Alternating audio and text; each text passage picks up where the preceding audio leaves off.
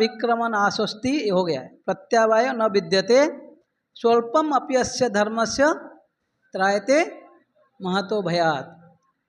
इस प्रयास में न तो हानि होती है न ह्रास, अपितु इस पथ पर की गई अल्प प्रगति भी महान भय से रक्षा कर सकती है। सीधा वो जो मृदंग हो ना, कहीं दूसरा चेयर में रख लो। मृदंग क्या वो लोग दिख रहे हैं, मृदंग को कहीं साइड में रख लो या टेबल कहीं साइड कर लो। तात्पर्य ध्यान से सुनिए। कर्म का सर्वोच्च दिव्य गुण है कृष्ण भावनामृत में कर्म या इंद्रिय तृप्ति की आशा न करके कृष्ण के हित में कर्म करना। ऐसे कर्म का लघु आरंभ होने पर भी कोई बाधा नहीं आती है, न कभी इस आरंभ का विनाश होता है। भौतिक स्तर पर प्रारंभ किए जाने वाले किसी भी कार्य को पूरा करना होता है, अन्यथा सारा प्रयास निष्फल हो जाता है। किंतु कृष्ण भावनामृत में प्रारंभ किया जाने वाला कोई भी कार्य अधूरा रहकर भी स्थायी प्रभाव डालते हैं। अतः ऐसे कर्म करने वाले का कोई हानि नहीं होती है, चाहे यह कर्म अधूरा भी क्यों न रह जाए। उदाहरण के लिए अगर ध्यान से सुनिए, कोई अगर सपोज 11th में 10th के बाद 11th ज्वाइन किया, आप बोलोगे कि मैं छोड़ दिया, अभी 11th में पढ़ने के बाद मज़ा नहीं आया, आप छोड़ दिया। आप बोलोगे कि मैं 2 साल के बाद दूसरा कॉलेज में ज्वाइन करूँगा, ये 11th जो 1 साल का कोई वैल्यू रहेगा। लेकिन स्पिरिचुअल लाइफ में ऐसा नहीं। अगर सपोज ये लाइफ में ऐसे भगवान के पास जाने के लिए हमारा भक्ति का कोटा होता है 100%। कृष्णा कॉन्शियसनेस मतलब अभी हम कृष्णा कॉन्शियसनेस कृष्ण को थोड़ा ही सोचते हैं, जब इधर होते हैं मंदिर में या कथा में या भगवान के सामने निकल जाते हैं तो सब भूल जाते हैं या भगवान को कम याद करते हैं, राइट। हम फैमिली कॉन्शियस है, कोई जॉब कॉन्शियस है, कोई मनी कॉन्शियस है, कोई प्रेस्टीज कॉन्शियस है, कहीं ना कहीं हमारा माइंड लगा हुआ है, राइट। जब तक हमारा 100% भक्ति पूरा नहीं होगा या कोई 50% भी हुआ होगा, अगर कोई गुरु या कोई महान संत शिला प्रभुपाद जैसे कोई आचार्य अगर कृपा कर लिए, चलो कोई बात नहीं आ जाओ, तब तक हम भगवान के धाम नहीं जा पाएंगे। ओके, अगर इस लाइफ में हम भक्ति अगर 5% किए हैं तो अगले लाइफ में हमारा भक्ति कहाँ से स्टार्ट होगा? यहाँ पर बोला जा रहा है 6% से स्टार्ट हो जाएगा। ऐसा नहीं कि भाई एक लाइफ कर लिया था ना, खत्म हो गया ना, कुछ नहीं किया था, अगले लाइफ में फिर से चालू करो, फिर से 0 से स्टार्ट करो, ऐसा नहीं है। तो इसलिए स्पिरिचुअल लाइफ में जो भी आप ये जो अकाउंट में जितने डालोगे, जितना हरिनाम, जितना भागवतम, प्रसाद भी काउंट होगा। प्रसाद तो डेली लेता है, ओके, एनीवेज प्रसाद भी काउंट होगा, थोड़ा प्यूरिफिकेशन में काम आता है। जितना भी श्रवण कीर्तन स्मरण, जितना भी कृष्णा कॉन्शियस चीज़ आध्यात्मिक कार्य हम करेंगे, हमारा लाइफ में अगर परसेंटेज 50% में अगर अटक गए, अगला लाइफ में कहाँ से चालू होगा? कहाँ से चालू होगा? आप लोग हो कि नहीं? नींद आ रहा है? 51% से चालू हो जाएगा। लेकिन यहाँ पर बोला जा रहा है, लेकिन भौतिक जगत में कोई भी चीज़ आप पूरा नहीं करोगे उसका कोई वैल्यू नहीं रहता। हाँ, समझ रहे हैं? इसलिए मटेरियल बैंक अकाउंट, आप बोलोगे कि मैं ये लाइफ में PhD किया था, पिछले लाइफ में मैं PhD किया था, अभी अगले लाइफ में जन्म होगा तो क्या सीखोगे? ABCD, है कि नहीं? आप बोलोगे मैं पिछले साल ये कर लिया था। कुछ भी करो, आप टैलेंटेड हो सकते हो, आप यंगेस्ट ग्रेजुएट हो सकते हो, यंगेस्ट PhD हो सकते हैं, लेकिन ABCD तो सीखना ही है, वही प्रोसेस जाना ही है, राइट। यस, लेकिन आध्यात्मिक मार्ग में ये नहीं। किंतु कृष्ण भावनामृत में प्रारंभ किया जाने वाले कोई भी कार्य अधूरा रहकर भी स्थायी प्रभाव डालता है। अतः ऐसे कर्म करने वाले को कोई हानि नहीं होती, चाहे यह कर्म अधूरा ही क्यों ना रह जाए। इसका अर्थ है, अगर भक्ति में आने के बाद कई लोग सवाल पूछते हैं ना, प्रभु जी मैं तो अभी बुरे मतलब कई सारे दोस्तों को भी छोड़ दिया और मीट ईटिंग छोड़ दिया, कई सारे बुरे आदत छोड़ दिया, लेकिन यहाँ पे मन नहीं लग रहा है, तो क्या करें? कई पूछते हैं, अगर कोई भक्ति मार्ग में आगे बढ़ता है, लेकिन कुछ समय के बाद मन भटक जाता है। जैसे हम सुनते हैं कोई साधु संत जो हैं, पहले आए, अच्छा भक्ति तपस्या किए, बाद में पैसा के प्रलोभन में या कहीं स्त्री के चंगुल में फंस गए और आज जेल में हैं, तो उन लोग का क्या गति होगा? अर्जुन भी पूछे हैं, ये छठा अध्याय में भगवत गीता में। ये जनरली हर किसी का, हम जो साधक है, जो प्रैक्टिस करते हैं, ये सवाल कभी कभी लगता है बहुत भारी है, बहुत डिफिकल्ट है, लेकिन यहाँ पर ये श्लोक बहुत होपफुल है कि अगर मैं करते करते बीच में कुछ गड़बड़ भी हो गया, लेकिन जितना किया है उसका तो परमानेंट इफेक्ट है, वो कभी लॉस नहीं होगा और उसका पॉजिटिव फल मिलेगा ही मिलेगा। इसलिए ये होप को लेकर आगे बढ़ना चाहिए भक्ति में, है कि नहीं।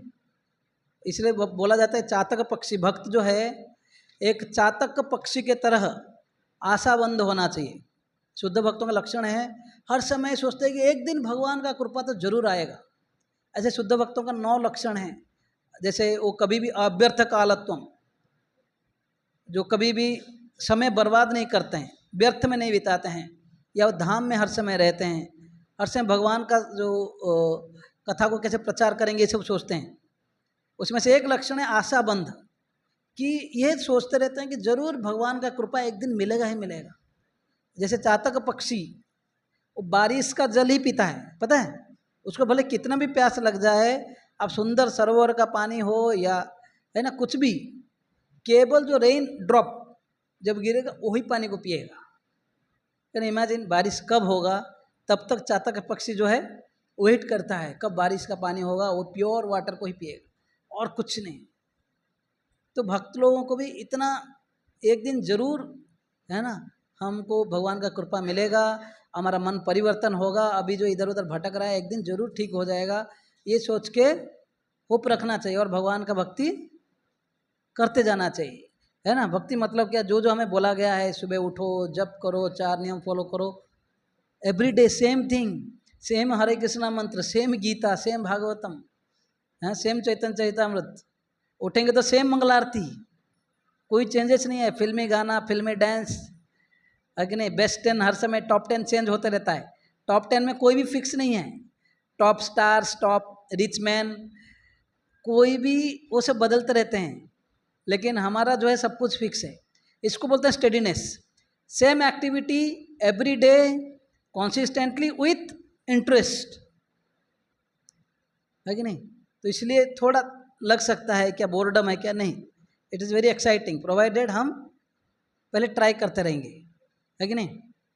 तो यहाँ पर बोला जा रहा है अतः ऐसे कर्म करने वालों को कोई हानि नहीं होता, चाहे ये कर्म अधूरा भी क्यों ना रह जाए। यदि कृष्ण भावनामृत का 1% भी कार्य पूरा हुआ हो तो उसका स्थायी फल होता है, अतः अगली बार 2% से शुभारंभ होगा। किंतु भौतिक कर्म में जब तक 100% सफलता प्राप्त न हो तब तक कोई लाभ नहीं होता। अजामिल ने कृष्ण भावनामृत में अपने कर्तव्य का कुछ ही प्रतिशत पूरा किया था, किंतु भगवान की कृपा से उसे 100% लाभ मिला। अजामिल का कथा हम बोलेंगे आज आप। इस संबंध में श्रीमद् भागवतम में 1.5.17 श्लोक में बोला गया है, त्यक्त्वा स्वधर्मं चरणाम्बुजं हरे भजन अपक्को अथोपते ततो यदि यत्र कोवाभद्र अभूदमुष्य किं कोवार्थाप्त अभजताम स्वधर्मतः। ये नारद मुनि व्यासदेव को बोल रहे हैं, ये प्रथम स्कंद के 5वां अध्याय में है। यदि कोई अपने धर्म छोड़कर कृष्ण भावनामृत में काम करता है और फिर काम पूरा न होने के कारण नीचे गिर जाता है, देखो हमारे लिए बहुत होप गिविंग श्लोक है, ध्यान से सुनिए। यदि कोई अपना धर्म छोड़कर, धर्म मतलब अभी मैं एक बालक हूँ, मेरा पितृधर्म है, मातृधर्म है, सामाजिक धर्म है कि नहीं, कई सारे धर्म हैं, और मैं वो सबको छोड़ छाड़ के इधर बैठ गया। आप बोलोगे प्रभु जी, है कि नहीं। लेकिन यहाँ पर बोल रहे, यहाँ पे सब कुछ छोड़ के आया, भक्ति किया, और मतलब पहले तो कभी कभी हीरोगिरी दिखाते ना थोड़ा, yes I will do, I can do, लेकिन यहाँ आने के बाद ऐसे देखा जाता है कभी कभी भक्त जो है इधर थोड़ा क्या बोलते हैं, बोलते नजरी घटी, बोलते ना नज़र हटी, मतलब थोड़ा सतर्क नहीं होने के कारण कभी कभी होता है भक्त लोग कहीं ना कहीं माया में फंस जाते हैं, होता है कि नहीं। तो कहीं कोई पैसा से आसक्त हो गए, कोई संपत्ति से आसक्त हो गए, मंदिर का संपत्ति से या कोई पोस्ट पोजीशन से आ सकते हो गए, कुछ भी हो सकता है कि नहीं। वो यूट्यूब में फेमस होने के चक्कर में भाई खाली रील्स बना रहा है या शॉर्ट्स बना रहा है, क्लिप्स खुद का बना रहा है कि नहीं। तो कहीं ना कहीं किधर भी जा सकता है। वो ऐसे बोला जा रहा है, अगर ऐसे व्यक्ति सब कुछ छोड़कर कृष्ण भावनामृत में काम करता है और फिर काम पूरा न होने के कारण नीचे गिर जाता है, तो इसमें उसका क्या हानि है। ये नारद मुनि बोल रहे हैं। ऐसे व्यक्ति का अगर भक्ति करने आरंभ किया और कुछ समय के बाद अगर उसका पतन हो गया या गिर गया, ऐसे पथ से अच्युत हो गया, तो ऐसे व्यक्ति का भी क्या लॉस हो गया भाई। नारद मुनि बोल रहे व्यासदेव को, कोई लॉस नहीं हुआ है। लेकिन उसके दूसरी तरफ, और यदि कोई अपने भौतिक कार्यों को पूरा करता है, बहुत सज्जन व्यक्ति है, निष्ठापूर्वक घर का काम करता है, कभी पूजा पाठ करता है, दान देता है, ऐसा कोई कार्य करता है, अपने भौतिक कार्यों को पूरा करता है, तो इससे उसके क्या लाभ होगा। अथवा जैसे कि ईसाई कहते हैं, यदि कोई अपना शाश्वत आत्मा को खोकर संपूर्ण जगत को पाले, तो मनुष्यों को इससे क्या लाभ होगा। नारद मुनि ये बोल रहे हैं, अगर कोई सब कुछ छोड़ के भगवान का भक्ति के लिए घर भी त्याग दिया, जॉब भी त्याग दिया, सब कुछ करके सपोज कोई इस्कॉन ज्वाइन कर लिया या कोई धाम चला गया मैं कोई साधु के अंडर सेवा करने के लिए, लेकिन वहाँ जाने के बाद फिर कभी कभी होता है अगर मन भटक रहा है, तो नारद मुनि बोल रहे हो ऐसे व्यक्ति का भी कोई लॉस नहीं, टेंशन मत लो। लेकिन बोल रहे जो घर में रहकर या अपने जो स्वधर्म जो अच्छा से कर रहा है, लेकिन उसको अगर खाली जो सामाजिक धर्म सारे धर्म कर रहा है लेकिन भक्ति नहीं कर रहा है, ऐसे व्यक्ति का क्या लाभ है। उल्टा ये बोल रहा है, जैसे ईसाई मतलब क्रिश्चियनिटी में बोला जाता है, इफ समवन हैज लॉस मतलब gain the whole world at the cost of his own soul. अगर आत्मा का खोज नहीं करके पूरा दुनिया को जीत लिया है लेकिन आत्मा को नहीं समझ पाया, तो उस व्यक्ति का क्या लाभ है। चलो ये भी आत्मा वात्मा नहीं समझ में आ रहा है, मैं बोलूँगा कि दुनिया के सारे पेंटिंग्स, ब्यूटीफुल पेंटिंग्स आपको दिया जाएगा, बस आप अपने आंखों मुझे दे दो, कैसे लगेगा, है ना। और वैसे ही पूरा दुनिया के सारे पेंटिंग हैं देखिए, लेकिन आपका आंख ही नहीं, आपको बोला था आप आंख बेच दो और आपको हम सब दे देंगे, तो उससे पेंटिंग से क्या महत्व है। वैसे ही कोई व्यक्ति सारे कार्य अच्छा कर रहा है लेकिन भक्ति ही नहीं कर रहा है, तो नारद मुनि बोल रहे हैं इससे बेहतर वो व्यक्ति जो सब कुछ त्याग के भक्ति में आया और बीच में फॉल डाउन भी हो गया, वो व्यक्ति बहुत अच्छा है, बहुत होप है हमारे लिए फुल टाइम ज्वाइन करने के लिए, है कि नहीं। इतने सारे डिवोटीज हैं, आ जाओ सब, राइट। तो इसलिए डरना नहीं चाहिए, क्योंकि अब सोचिए कोई भी रास्ते में जाते समय एक्सीडेंट हो सकता है कि नहीं। क्या इसका अर्थ ये नहीं कि हम रास्ते में चलना बंद कर दें। प्रभुपाद एक जगह पे लिखते हैं, ये 3 अध्याय का 34 नंबर श्लोक में, even on a royal road there is chance of accident. Road अच्छा है, गाड़ी अच्छा है, इसका अर्थ ये नहीं है एक्सीडेंट नहीं होगा, है कि नहीं। कितना भी साइंस टेक्नोलॉजी कितना भी एडवांस कर लो, है ना, मेडिकल फील्ड में, क्या ऐसे है नहीं कि बीमारी का कम हो रहा है या है ना पेशेंट्स कम हो रहे हैं, राइट।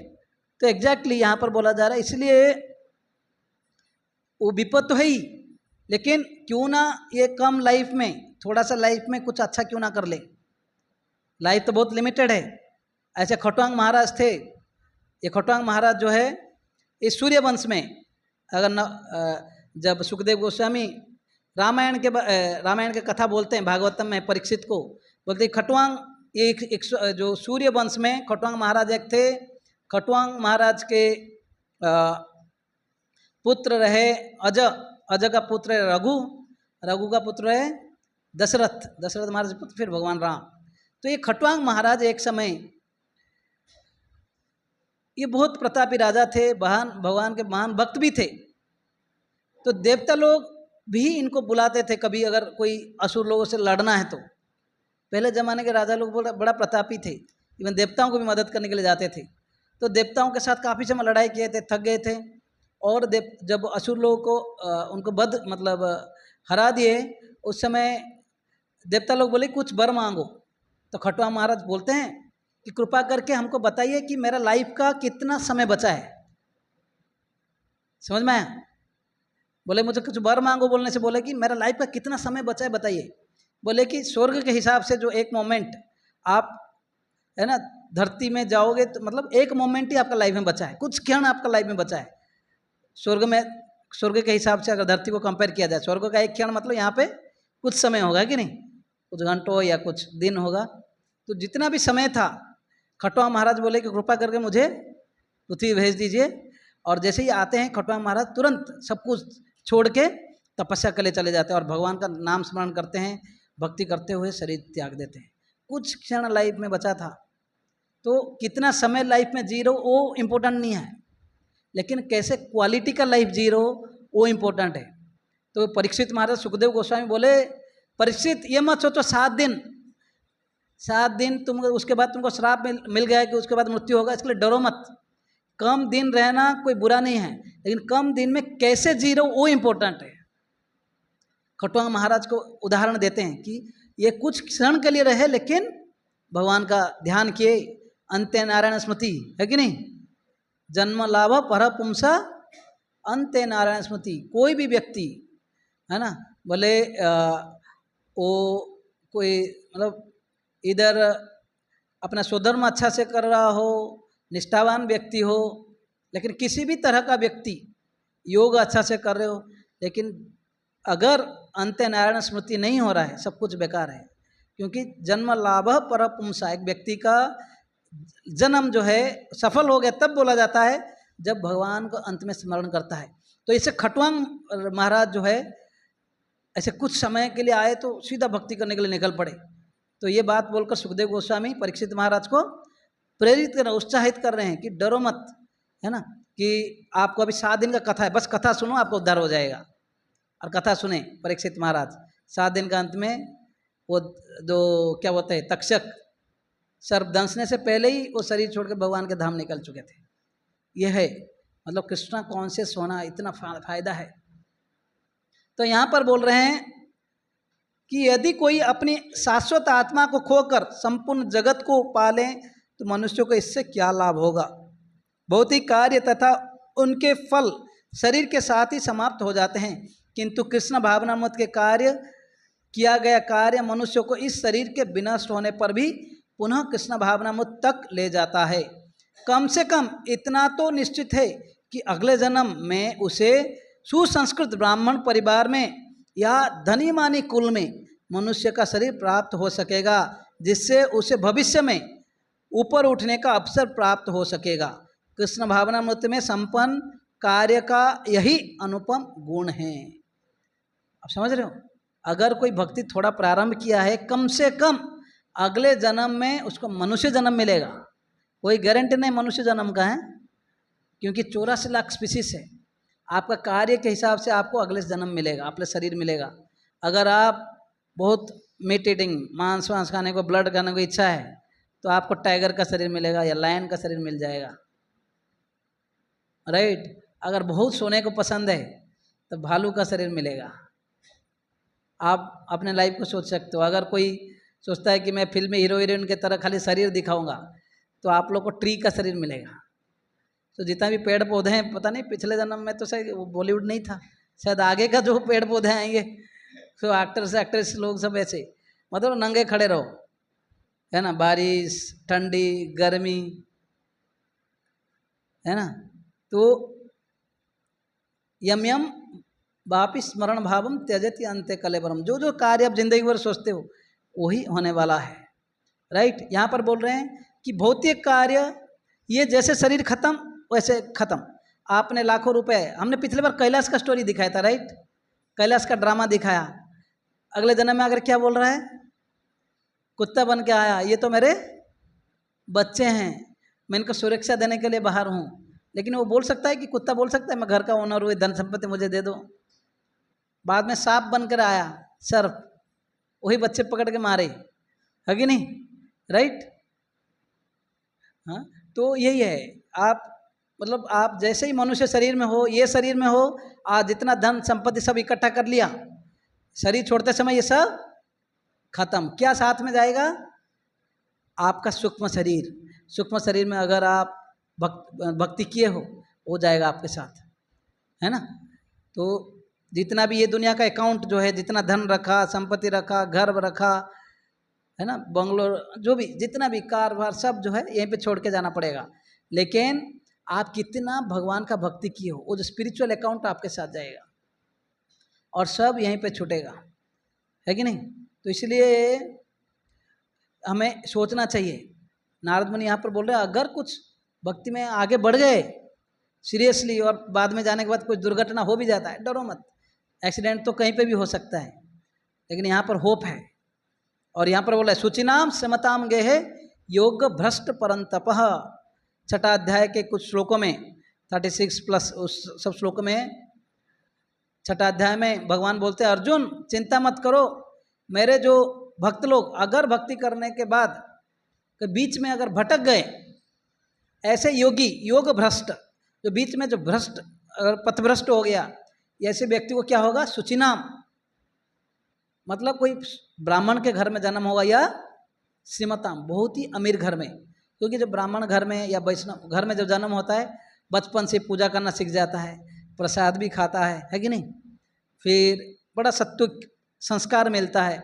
लेकिन और दूसरा है अगर कोई अमीर घर में जन्म होता है, बहुत ही अमीर घर में, उसको खान पान का उतना मेहनत नहीं करना पड़ता है, बहुत धन है, तो कभी कभी ऐसे व्यक्ति भी सोचता है अरे कोई चिंता नहीं, भगवान का जो लाइफ किसमें लगाओ, भगवान की सेवा में लगाओ। और ऐसे व्यक्ति क्या करता है, कभी कभी दान में भी देता है और सीरियस प्रचार में भी मदद करता है और बड़े लोगों को या बिजनेस लोगों को ऐसे लोगों को जोड़ता है भक्ति में।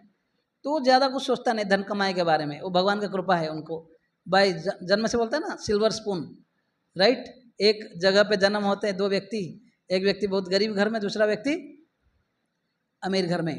लेकिन ये फायदा अगर भक्ति करके कोई बीच में छूट गया, उसको अमीर घर में होगा, लेकिन अमीर घर में होने के बावजूद भी उसका मन भक्ति में लगेगा। हर कोई अमीर वाले व्यक्ति जो है भक्ति नहीं करते हैं, राइट। लेकिन जो भक्त जो है अमीर घर में जन्म होने के बावजूद भी, जन्म ऐश्वर्य सुत श्रीवीर एदमान मधपमान, जनरली उच्च घर में जन्म होना, उच्च बहुत धन होना, श्रुत मतलब बहुत हाई एजुकेशन, या शारीरिक सौंदर्य अगर किसी का बहुत अच्छा है, ये चार चीज़ व्यक्ति को अहंकार से मत कर देता है, एदमान मध प्रमाण। लेकिन कोई अगर भगवान का कृपा हुआ है, भक्ति पिछले जन्म में कुछ हुआ है, सुकृति हुआ है, तो अगले जन्म में वो भक्ति करेगा, इधर ब्राह्मण घर में या कोई अमीर घर में जन्म होकर भक्ति करेगा। ये भगवान आश्योरेंस दे रहे हैं। इसका अर्थ है कम से कम आपको एक मनुष्य जन्म मिलेगा, राइट। तो इतना बड़ा लाभ है। प्रपद तात्पर्य में एक व्यक्ति का उदाहरण दे रहे हैं, अजामिल। कितने लोग ये अजामिल स्टोरी पता है? ये छठा स्कंद में प्रथम अध्याय, दूसरा और तीसरा अध्याय, पहला 3 अध्याय में first, second and third Ajamil नामक एक भक्त का चरित्र बताया गया है। हाँ, ये अजामिल जो है बहुत सुसंस्कृत ब्राह्मण परिवार में इसका जन्म हुआ था। ओके, अब लोग हैं ना सब लोग? ओके, तो ये इसका जन्म हुआ था कन्याकुब्ज बोल के गांव है, आज जो कानपुर के बाजू में एक जगह है कन्याकुब्ज बोल के गांव, वहाँ पे उनका जन्म हुआ था और ब्राह्मण परिवार का था। और उनके बारे में क्वालिटी इतने अच्छे गुण थे, सुशील, सहनशील, है ना, भगवान का भक्ति, इतने अच्छे अच्छे उनके बारे में गुण दिया। आपको बोला ऐसे ब्राह्मण व्यक्ति, वाह। यंग लड़का था, शादी हो गया था, जस्ट कुछ युवा था, और पिताजी का आदेश से डेली जाकर पूजा पाठ के लिए काठ या फूल, है ना, पुष्प वगैरह सब संग्रह करता था। लेकिन एक दिन जब जंगल में गया था, वहाँ से जो फल फूल सब लाकर आते समय रास्ता में देखा एक वेश्या और एक शूद्र जो एक दूसरे को आलिंगन कर रहे हैं, चुंबन कर रहे हैं, हंस रहे हैं। और जो वेश्या थी स्पेशली कुछ नशा भी कर ली थी, है ना। उनका ये दृश्य जो सीन है ना, ये देखकर अजामिल जो है थोड़ा, इनका आंख जो है उधर चला गया, तो बिल्कुल हिल गए।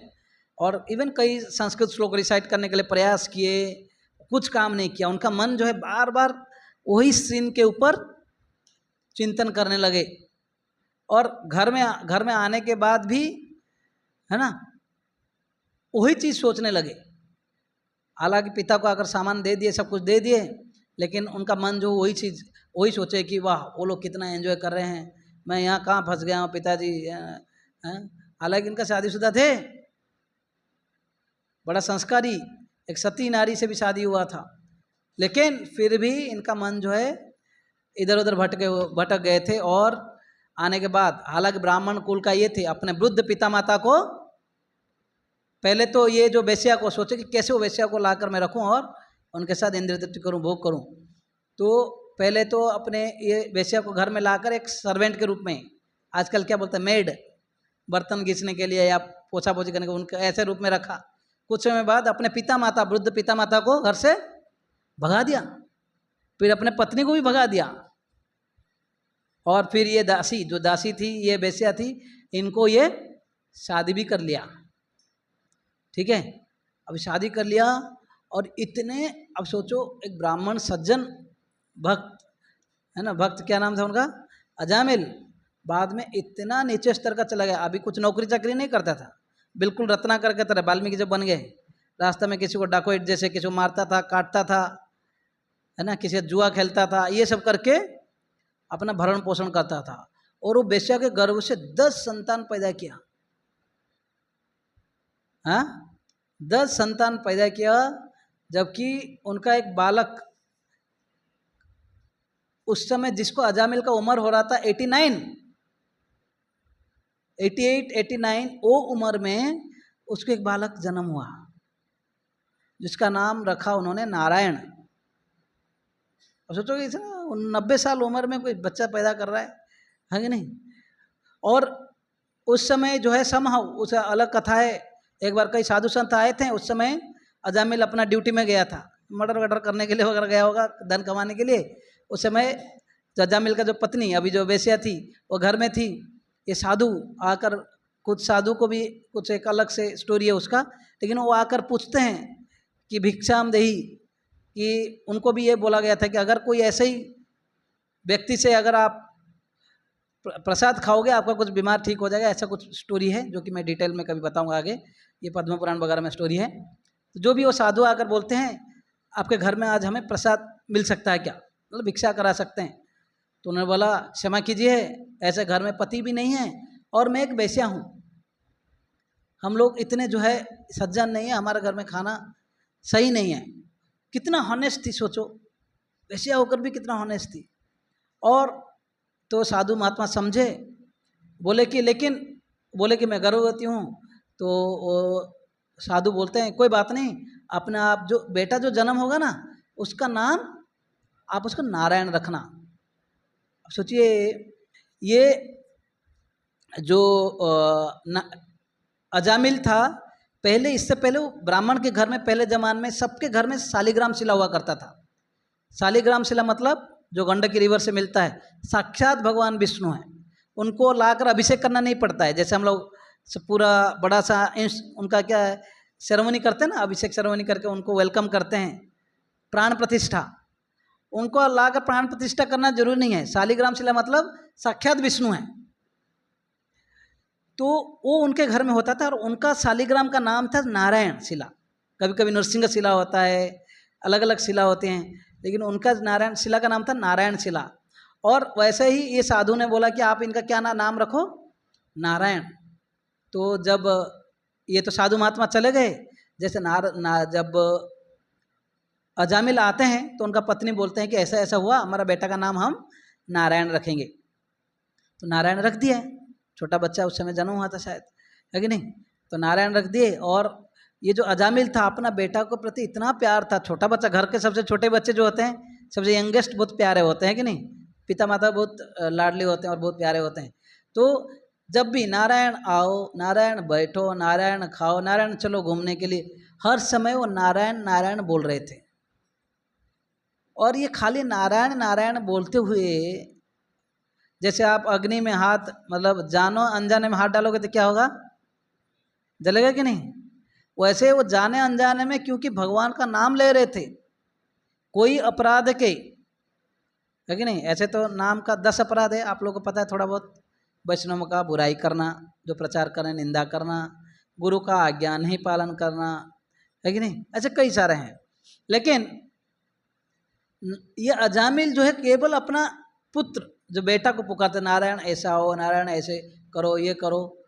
जब मृत्यु का समय आया, बेड में पड़े हुए थे और देखे कि 3 प्रकार के विकराल रूप में यमदूत, इसका बाल ऐसे थे, देखने के लिए बहुत भयानक दिख रहे थे, दांत ऐसे था, ऐसे 3 प्रकार के 3 लोग आए थे और हाथ में एक रस्सी पकड़े हुए थे, है ना। आकर इसके मतलब जब मृत्यु के समय 3 प्रकार के लोग आए, तीनों आकर इनके गले में वो जो सूक्ष्म रस्सी डाले थे इसको खींच के लेने के लिए, उस समय जो है ये अपना बेटा को पुकारता है, नारायण किधर है बोल के, है ना। बेटा को जो पुकारे उस समय बोला जाता है कि तुरंत, ये तो विकराल रूप वाले 3 रूप था, वहाँ से देखिए 4 लोग आ गए, बहुत सुंदर रूप, हाथ में, है ना, 4 हाथ थे उनका, शंख चक्र गदा पद्म, है ना, पकड़े हुए, या कुछ लोग हाथ में ये था तलवार थे, 4 हाथ थे, है कि नहीं। ये 4 लोग इतने सुंदर थे देखने के लिए, बहुत शरीर में ज्योति था, और ये आकर ये यमदूतों को, ये लोग विष्णुदूत थे, ये लोग यमदूत थे, इनको आकर रोकने लगे, बोले कि आप इसको लेकर नहीं जा सकते। यमदूत लोग बोले कि क्यों, ये तो अधर्मी है, इतना पाप किया है, हम इसको क्यों नहीं ले जा सकते। तो तो जो विष्णुदूत लोग बोलने लगे कि देखो कितना अधर्म का बात है, आप लोग धर्मराज यमराज के अंडर काम कर रहे हो, लेकिन असली धर्म क्या है पता नहीं। बोला कि धर्म क्या है, अरे ये व्यक्ति का हिस्ट्री देखो।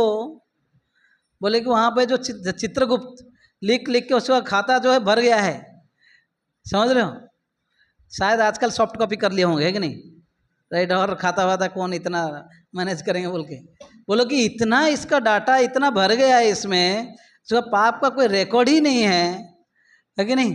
वो आप इसको बोल रहे ये महात्मा है, ये इतना धर्म किया हुआ व्यक्ति है, धार्मिक व्यक्ति है। बोला कि हाँ। बोले कि जिस दिन उसने अपना बेटा का नाम उसका पत्नी ने नारायण रखा था, उसके बाद जिस दिन पहला दिन जब अजामिल ने अपने जो पत्नी से बोला कि पत्नी के गोद से नारायण को बोला, नारायण है ना, 100 अंक आगता, मतलब आप अपने जो माँ के गोद से मेरे अंक मतलब मेरे गोद में आ जाओ। बोलते जिस दिन नारायण बोल के प्रथम बार अपने नारायण को बोला, नारायण अपने माँ के गोद से मेरे गोद में आओ, जिस दिन वो पहले बार नारायण बोला उसी दिन ही सारे पाप उसका खत्म हो गया था। कौन बोले, विष्णुदूत। बोलते भगवान का नाम का इतना शक्ति है, भले वो जाने या अनजाने में नाम लो। सुखदेव गोस्वामी बोलते हैं जैसे कोई मेडिसिन, ये मेडिसिन में फॉस्फेट है, कैल्शियम है, इतना ग्राम का, ये आपको जानना पड़ता है क्या, जरूरी पड़ता है आपको जानना। हाँ बोल रहे हैं आपको केवल डॉक्टर के ऊपर क्या होना चाहिए, विश्वास होना चाहिए। वो मेडिसिन लो भाई, ये मेरे को लूज मोशन हुआ है, चलो ले लो O2, है कि नहीं, या रोको, आपको हेडेक हो रहा है लो क्रोसिन ले लो, या कुछ बुखार हो गया तो डोलो ले लो, कुछ ना कुछ मेडिसिन लेते हैं। और उसका कंपोजिशन जानना आपको जरूरी है, कौन सा कितना ग्राम है, ये जानूंगा तो ही लूँगा, तब जाकर मेरा बीमारी ठीक होगा, ऐसा कुछ जरूरी है नहीं। जैसे ही कोई व्यक्ति को मेडिसिन का कंटेंट नहीं जान के भी केवल विश्वासपूर्वक अगर डॉक्टर से ले लें तो उसका बीमार ठीक हो जाता है। वैसे ही बोले कि आप वो मेडिसिन के बारे में जाने अनजाने, उसके बारे में जानो या न जानो, केवल लेना इम्पोर्टेंट है। और वैसे ही अजामिल जाने अनजाने में, क्योंकि अपना बेटा का नाम पुकार रहा था, बेटा का नाम क्या रखा था, मीनू टीनू नहीं, है कि नहीं, नारायण रखा था, राइट। तो नारायण नाम लेते लेते इतना शुद्ध हो गया। विष्णुदूत लोग बोले जिस दिन वो पहले बार अपने बेटा को पुकारा, नारायण अपने माँ के गोद से मेरे गोद में आ जाओ, उस दिन से शुद्ध हो गया। और उसका बात ही क्या, कितना बार नारायण का नाम लिया है। बोले ऐसे पवित्र व्यक्ति को आप लेकर जा रहे हो भगवान के सॉरी यमलोक के पास, जाओ जाओ अभी यमराज को जाकर पूछो असली धर्म क्या है। जब यमराज के पास आते हैं, यमदूत लोग आकर बहुत गुस्सा होते हैं, बोलते कि आप कितने लोग को ये सब इंचार्ज बनाया धर्म अधर्म के बारे में, हम तो जाने थे कि आप ही एक धर्मराज हैं, है कि नहीं। और ये व्यक्ति इतना पाप किया था, वो आकर हमको रोक दिया। ऐसा आज तक कोई हमारा जो मतलब जो आप देते थे वो कभी फेल नहीं हुआ था, सब सही निशाने पे लगता था, सही व्यक्ति को लेकर आते थे। इस बार ऐसे कैसे? कोई आ गए विष्णुदूत लोग आकर, कोई नारायण के भक्त हैं, ये नारायण नाम पुकारा बोल के बोले, और जब नारायण नाम सुनते हैं यमराज समझ गया अभी क्या हुआ क्या है। यमराज बोलते हैं तुरंत भगवान को पहले तो क्षमा मांगते हैं, भगवान मेरे दूत लोग जो है गलत जगह पे चले गए थे, प्लीज फॉरगिव मी। अब सोचिए क्या था अजामिल। अभी यमराज भी बोलते हैं भगवान प्लीज फॉरगिव मी, मेरे जो दूत लोगों को मैं गलत जगह पे भेज दिया था। और अपने दूतों को ये बोले वास्तविक धर्म है तो भगवान के नाम, कोई भगवान का भक्त है अगर कोई नाम लेता है, मतलब एक व्यक्ति उतना पाप नहीं कर सकता है जितना एक नाम करने से, जितना उसका फल है, उसका इतना शक्ति है एक शुद्ध नाम का कि आप उतना पाप कर ही नहीं सकते। बोलते हैं कि इसलिए अपने दूतों को बोलते हैं कि आप, हमारा जुरिस्डिक्शन बहुत कम है। यमराज बोले, यमराज पाप पुण्य का विचार किसके बारे में करते हैं पता है? पशु पक्षी का नहीं करते हैं, देवताओं का भी नहीं करते हैं, समझ में? जो मनुष्य जन्म में है केवल उनका है, क्यों पुण्यवान लोग देवता लोक में जाते हैं और थोड़ा पापी लोग पशु पक्षी के जन्म में आते हैं, और उन लोग को केवल जो है अपने कर्म के हिसाब से उनको फल मिलते जाता है। ऐसे स्वर्ग में जो है इसलिए पुण्य कर्म का फल एंजॉय करते हैं, और पाप कर्म का फल ये लोग को कष्ट मिलता है। लेकिन मनुष्य जन्म अब विचार करने का कुछ है ना, वहाँ पर जो पाप पुण्य करता है उसका ही विचार करेंगे। तो उसमें भी यमराज ने बोला कि मनुष्य जन्म में भी जो लोग भगवान का नाम लेते हैं, जिनके जीवा से एक बार भी हरि नाम आया नहीं, जो एक बार भी भगवान के सामने प्रणाम नहीं किया, जो एक बार भी ऐसे ही कथा में नहीं आया, है कि नहीं, उन लोगों को क्या कर बांध के ले आया हो। लेकिन जो लोग आ गए एक बार भगवान विष्णु के सामने प्रणाम किए, भगवान का नाम ले रहे, भगवान का जो एक बार लाइफ में परिक्रमा किया, उन लोगों को मेरे पास मत लाओ। और स्पेशली जो भगवान का नाम ले रहा है उससे दूर दूर भाग दूर रहना। हाँ, यहाँ तक कि बोलते स्वप्न में भी एक भक्त को यमराज का दर्शन नहीं होता है। हाँ, कैन इमेजिन। उस श्लोक में आप लोग कभी एक बार अजामिल का कथा ही पढ़ेंगे, हम चर्चा करेंगे। स्वप्न अपि न पश्यन्ति बोला गया, सपने में भी ऐसे भक्तों को जो भगवान का नाम या भक्ति करते हैं यमराज का दर्शन नहीं होगा। जस्ट इमेजिन अजामिल ने क्या किया, नारायण का नाम लिया था, वो किसका नाम लिया था? अपना बेटा का नाम लिया था भाई, भगवान नारायण का नाम नहीं लिया था। अजामिल नंदन नारायण, समझ में है? तो अपने बेटा का नाम लिया लेकिन नारायण का नाम रख दिया, बस इतना बड़ा बेनिफिट मिला। यमदूत लोग हार गए और विष्णुदूत लोग इसको एक मौका देकर चले गए। विष्णुदूत लोग बोले नहीं कि यार कितना महान व्यक्ति है, नारायण नाम लिया, नहीं, बोले गधा है ना, उनको जो है और बातचीत कुछ करने के लिए मौका नहीं दिए। अजामिल सोच रहे थे मैं क्षमा मांगूंगा ऐसा वैसे, विष्णुदूत लोग तुरंत गायब हो गए। तो इनको पश्चाताप आने लगा अजामिल को, बोले कि देखिए पूरा जीवन भर में इतना पाप किया, अभी उसको पूर्व जो ये शुद्राणी से शादी करने से पहले का पूर्व का बात याद है, अरे मैं अपने वृद्ध पिता माता को घर से निकाल दिया, मेरा जो है पत्नी इतना साध्वी थी उसको भी घर से भगा दिया, एक वेश्या को लाकर घर में पहले शुद्राणी के रूप में रखा, फिर अपने शादी कर लिया, और उसे गर्भ से मैं इतना पापी था कि 10 संतान उत्पत्ति किया, और उसके बगैर कितना पाप कर्म किया है ना, कितने लोगों को मारा, कितने लोगों का लूटा, उसका कोई ठिकाना नहीं। अपने आप को धिक्कार करने लगा, दिख मेरा जन्म, और बोला कि अभी से नो मोर, जितना पाप कर लिया है। वहीं से सीधा निकल पड़ा हरिद्वार, और हरिद्वार में जाकर उन्होंने करीब अगले 12 साल तक 3 बार संध्या गंगा में स्नान करते थे, और भगवान का नाम निरंतर हरे कृष्णा कृष्णा कृष्णा हरे हरे, हरे राम राम राम हरे हरे, ऐसे विष्णु मंदिर में रहते थे, निरंतर नाम लेते थे और भगवान का कुछ सेवा करते थे। ऐसे करीब कंटिन्यूसली 12 साल करने के बाद फिर से देखे कि एक दिन वही विमान में ये 4 जो विष्णुदूत थे एक विमान में, वही लोग जिनको उस समय देखे थे वो लोग आए, आकर बोले कि अभी तुम्हारा समय हो गया है, ये वैकुंठ विमान में बैठो हमारे साथ और चलो। और उस समय जो है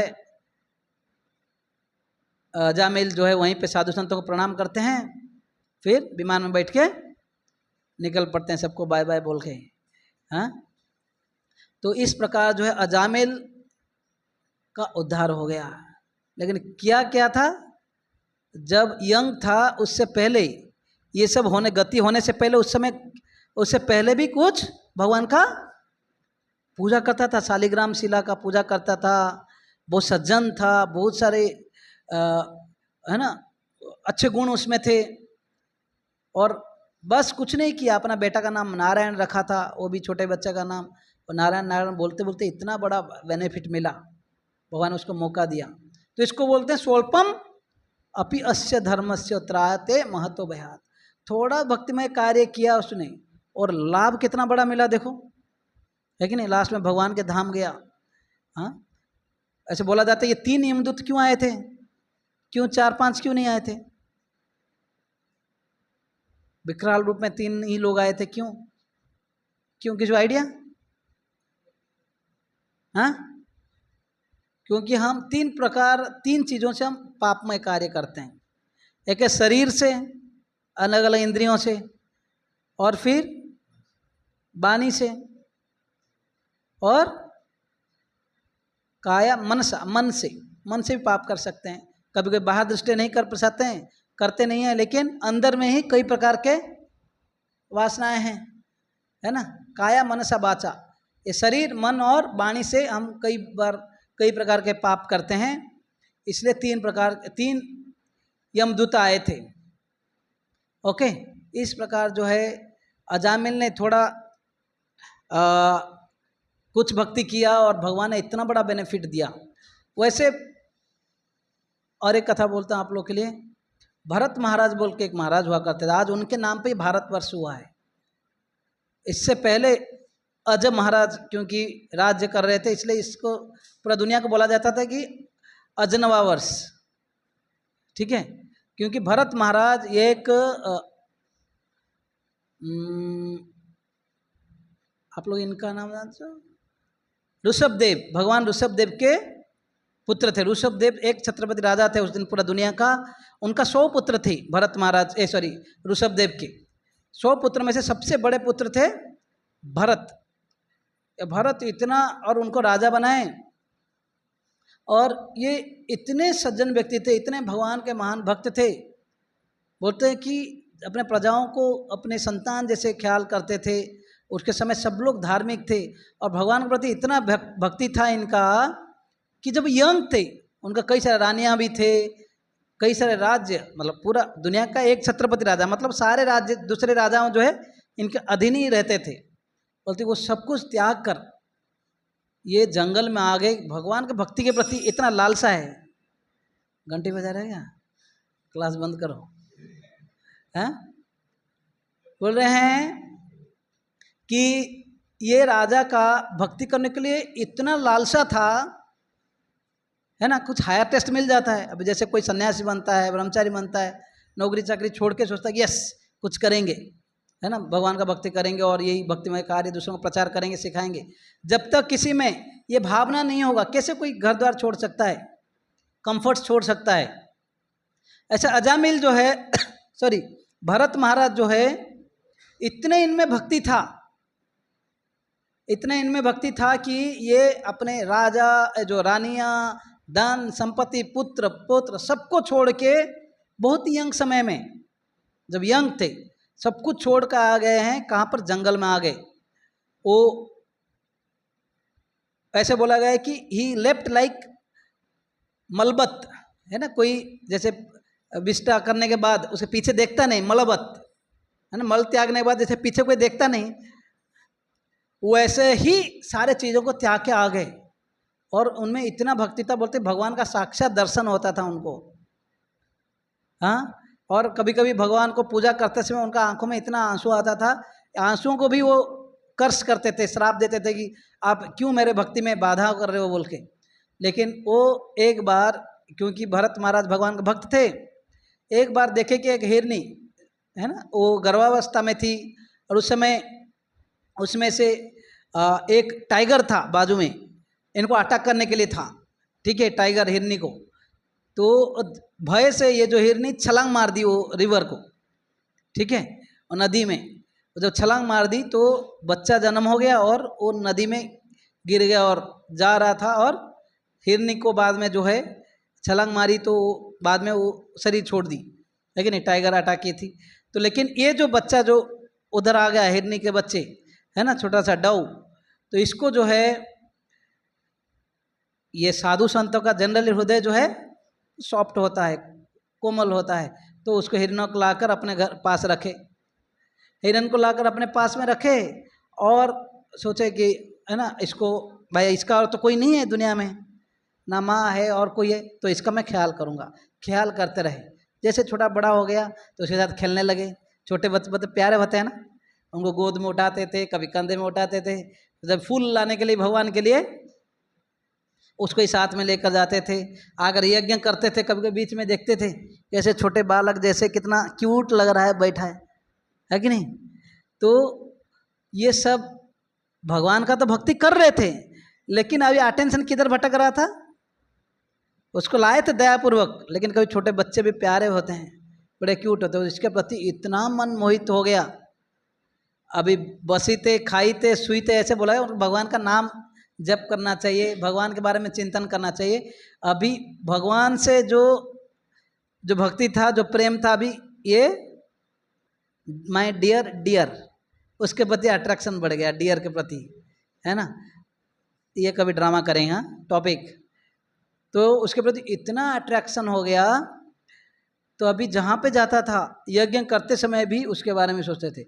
अभी डेविएशन होने लगा, इसलिए बोलते ना पूजा के समय वो दूध चढ़ा दो, ये कुकिंग कर लो, वो कर लो, ये सब डिस्ट्रैक्शन है। वैसे भरत महाराज जो बिल्कुल डिस्ट्रैक्ट हो गए, और एक दिन ये हिरण जो है, ये जब फूल कहीं पूजा कर रहे थे, कहीं बाहर गए थे, हिरण जो कहीं निकल गई थी और सोचे कि आज शाम हो गया है, ये हिरण क्यों नहीं लौट रहा है, क्या बात है। और बड़ा दुखी हो गए, बोले कि ये धरती इतना पवित्र हो गया है क्योंकि ये हिरण जो यहाँ पर चल रही थी। बेवफाई गाने जैसे जो सब सुंदर सुंदर बातें बोलने लगे, कितना मधुर था, मुनि पुत्र जैसे लग रहा था, है ना। शायद मैं उसका ठीक से सेवा नहीं कर पाई, कहीं नहीं कर नहीं पाया, इसलिए वो घर छोड़ के चला गया। मैं कितना अधम हूँ, कितना बेकार व्यक्ति हूँ, अपने आप को धिक्कार कर रहा था। जैसे है ना, बेवफाई होता है तो लोग कुछ भी गाते हैं, राइट। तो वैसे ही था, मतलब आप पढ़ोगे वो बोलो कि भरत महाराज इतने बड़े भक्त, जब भगवान के दर्शन के लिए है ना सब कुछ छोड़ छाड़ के आए भगवान का सेवा करने के लिए, अभी आकर मैं जो बोल रहा था ना, नजर हटी तो हाँ बिल्कुल इतना डाइवर्ट हो गए। बाद में ऐसे हिरण के बारे में सोचते सोचते कहीं जा रहे थे, एक स्लिप हो गए कहीं गुफा के वहाँ से, और शरीर छोड़ दिए। ऐसे बोला जाता है शरीर छोड़ते समय वो हिरण के बारे में सोच रहे थे, ऐसे लगा कि वो हिरण ही पास में आ गया है, अगर उनको देख रहा है, और उसके बारे में बिल्कुल सोच सोच के शरीर छोड़ दिए। अगले जन्म हुआ, शरीर मिला हिरण का, माय डियर डियर, वो अभी वो डियर बन गए। लेकिन भगवान का एक कृपा रहा, उस समय डियर के शरीर में उनको पूर्ववाद से स्मरण हुआ, क्योंकि वो भक्ति किए थे। अभी हिरण का शरीर मिलता फिर पूरा एनिमल की तरह नहीं होता है, जनरली कोई एनिमल जो है उसका पूर्व जन्म स्मरण नहीं होता है, लेकिन क्योंकि पहले भक्ति किए थे, ये हिरण के शरीर में उनको याद आ रही, मैं तो भरत महाराज था, ऋषभ देव के बड़ा पुत्र, इतना भक्ति किया था, लेकिन हिरण से आसक्ति होने के कारण मुझे हिरण का शरीर मिल गया। बोले कितना बड़ा गलती काम किया, आया था भक्ति करने के लिए 100% करने के लिए, अगर कहीं 70-80% में फंस गया। तो सोचा अभी हिरण के शरीर में उन्होंने क्या सोचा, अभी और मैं अभी इस बार पशु के शरीर में भी सतर्क हो गए। जस्ट इमेजिन भगवान का क्या कृपा है, पशु के शरीर में उनको स्मरण हुआ और पशु के शरीर में इतना सजाग हो गए, ग्रीन घास भी खाना रोक दिया, बोला नहीं तपस्या करूंगा। और जिस आश्रम में वो पहले थे वहां पे चले गए, वहाँ पे जो साधु संत होंगे वो बाहर ही रुकता था और वो जो कथा करते थे वो सब सुनता था। और वहीं पे एक दिन भगवान को स्मरण करते हुए ही शरीर छोड़ दिया। अभी पशु के शरीर में भगवान का स्मरण हुआ, सोचिए, जब मनुष्य के शरीर में थे हिरण का, लेकिन अभी पशु के शरीर में भगवान का स्मरण करते हुए शरीर छोड़ा। और क्योंकि पशु जन्म के बाद उनको एक ब्राह्मण घर में जन्म हुआ उनका, और उनका नाम उस समय भी रहा भरत।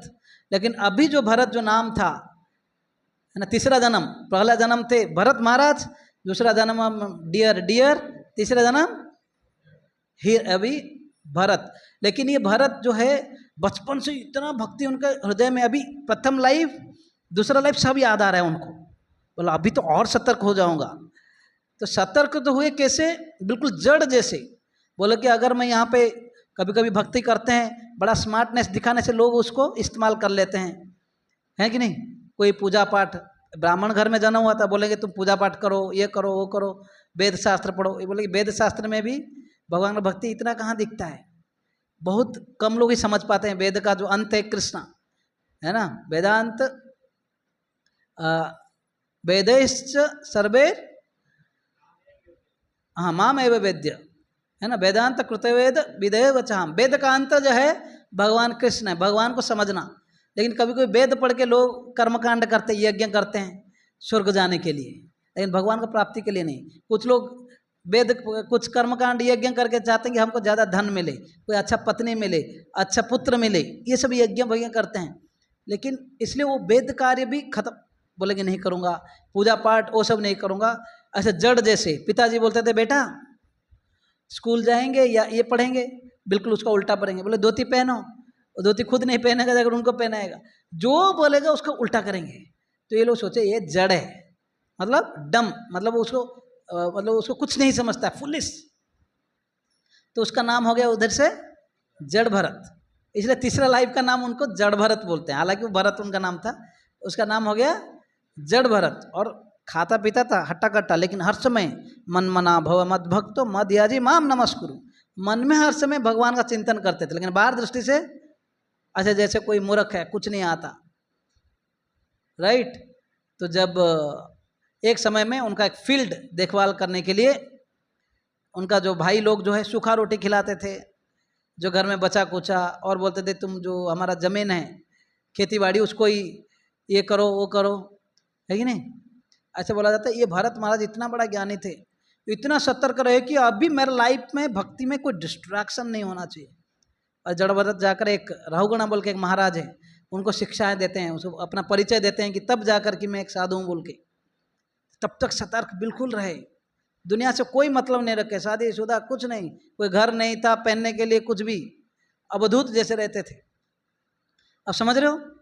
लेकिन मैं ये क्या बोल रहा था, पिछले जन्म में भक्ति करने के कारण अगले जन्म में उनको मैंने पशु के शरीर में भी भगवान का भक्ति स्मरण हुआ। यह है स्वल्पम अपि अस्य धर्मस्य त्रायते महतो भयात। अगर मनुष्य जन्म में भक्ति करेंगे, अगर गलती से पशु जन्म ही हुआ, ऐसे तो भगवान प्रॉमिस करते हैं कि सुचिनाम श्रीमताम गेहे, उसके ब्राह्मण का जन्म होगा या कोई अमीर घर में अरिस्टोक्रेटिक फैमिली में होगा, और कोई लंबा समय भक्ति किया है तो उसको वैष्णव घर में जन्म होगा। इसलिए जो भक्त लोग हैं उनके घर में जो बच्चे आते हैं ना, बहुत भाग्यशाली है। प्रभुपाद बोलते हैं मैं और मेरा जो गुरुजी भक्ति सिद्धांत सरस्वती ठाकुर, हम दोनों ही ऐसे ही वैष्णव घर में हमारा जन्म हुआ था। हम दोनों भाग्यवान थे। हमारा माता पिता बहुत भगवान के कृष्ण के भक्त थे। जब नींद से हम उठते थे, डिंग डोंग बेल्स आवाज़ से वो पूजा करते थे, उससे हमारा नींद खुलता था। और प्रभुपाद को जब 6 साल का उम्र का बालक थे, पिताजी को मुझे जिद्दी किए कि आप भी पूजा करते, मुझे भी कुछ भगवान का विग्रह दीजिए। तो उनका पिताजी उनको गिफ्ट किए थे राधा कृष्ण का एक विग्रह, मतलब उनको खुद पूजा करते थे। पिताजी जैसे खाना लगाते थे भोग, ये भी भोग लगाते थे। और कभी कभी ऐसे बोलते हैं, काइट उड़ाते समय प्रार्थना करते थे, भगवान मेरा काइट जो ऊपर ऊपर उड़े। बोलो इतना कृष्णा कॉन्शियस है, छोटा बालक है कि नहीं। और कई रास्ते में जाते समय अगर डर लगता था कि बुलाते थे भगवान बचाओ बचाओ बोल के, अपने बहन के साथ ऐसे खेलते थे। ये सब प्रभुपाद का लाइफ स्टोरी में है, लीलामृत में। तो इतना कृष्णा कॉन्शियस थे। बोला जाता है इसलिए प्रभुपाद जब कॉलेज में पढ़े, नहीं तो 11th-12th जब वो एक स्कॉटिश चर्च कॉलेज में डिग्री ले रहे थे, 11th-12th के बाद जब कॉलेज में पढ़ रहे थे, उस समय जो है कॉलेज का स्टडीज इतना था कि राधा कृष्ण का पूजा नहीं हो पाया। उनको एक ट्रंक में उन्होंने कवर करके लॉक करके रखा था।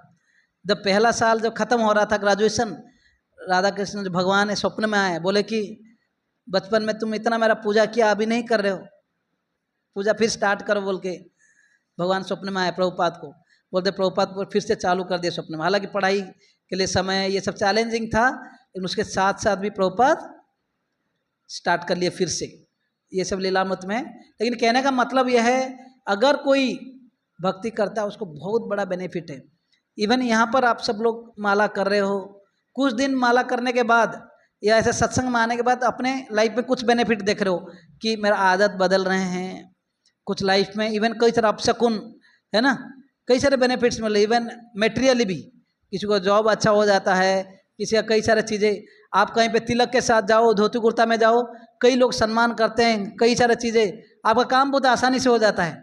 ये सब तो छोटा छोटा मेटेरियल बेनिफिट्स है, लेकिन इटर्नल बेनिफिट आगे वेट कर रहा है कि भगवान के धाम जाना, जहाँ पर ये सब परेशानियाँ नहीं है, जन्म मृत्यु जरा व्याधि, ये बॉस से प्रेशर, वो बॉस से प्रेशर, खाना पीना सब कुछ। आध्यात्मिक जगत में वृक्ष सब कल्पतरु है। जो भी भूख लगा भाई मुझे मेरा फेवरेट आइटम चाहिए पिज़्ज़ा, अगर आपके पास पहुंच जाएगा और प्रार्थना करेंगे तो, है ना। लेकिन आप बोलोगे भगवान का भक्ति करने के लिए अभी मुझे DT वर्षिप प्लेट चाहिए, पूजा करना है, तो वो भी आ जाएगा। जो मांगोगे वो है सो कल्पतरु, वहाँ पे वृक्ष सब है ना, सारे इच्छाओं को आपका पूर्ण कर सकते हैं। और वहाँ पर कभी भी कोई व्यक्ति को भूख प्यास कुछ नहीं लगता और कभी थकता नहीं व्यक्ति। फिर भी भगवान की लीला से भक्त लोग पार्टी करते हैं, है ना, सेवाएं करते रहते हैं। हाँ, तो ऐसा है, वहाँ पर हर कोई नाचता है, गाता रहता है, कभी दुखी नहीं रहता है। सच्चित आनंद भगवान के, उसका नॉलेज होता है कि मैं भगवान का दास हूँ। भले कोई वात्सल्य भाव में होता है, कोई फ्रेंडशिप भाव में होता है, कोई अलग अलग भाव में होता है ना। तो ये है बेनिफिट स्पिरिचुअल लाइफ का। तो इसलिए हम सब लोगों को, जैसे नारद मुनि तात्पर्य में लिखते हैं, अगर आगे भले कुछ प्रॉब्लम आ भी सकता है, आगे सोचना नहीं है, कंटिन्यू करो। श्रीधर स्वामी बोल के एक आचार्य बोलते हैं, भक्ति का मार्ग इतना सुलभ है, इतना सुलभ है, अगर आंख बंद करके भी आप ये रास्ता में दौड़ोगे, आपका लाइफ सक्सेस भगवान के पास पहुंच जाओगे। लेकिन भक्ति में टिके रहना, आचार्यों का जो है अनुसरण करके हमें फॉलो करना है, अपना मनमानी कुछ भक्ति नहीं करना है। ठीक है। हरे कृष्णा हरे कृष्णा कृष्णा कृष्णा हरे हरे, हरे राम राम राम हरे हरे। तो आप सब लोग को बहुत बहुत आभारी, बहुत बहुत धन्यवाद। हरे कृष्णा कृष्णा कृष्णा हरे हरे।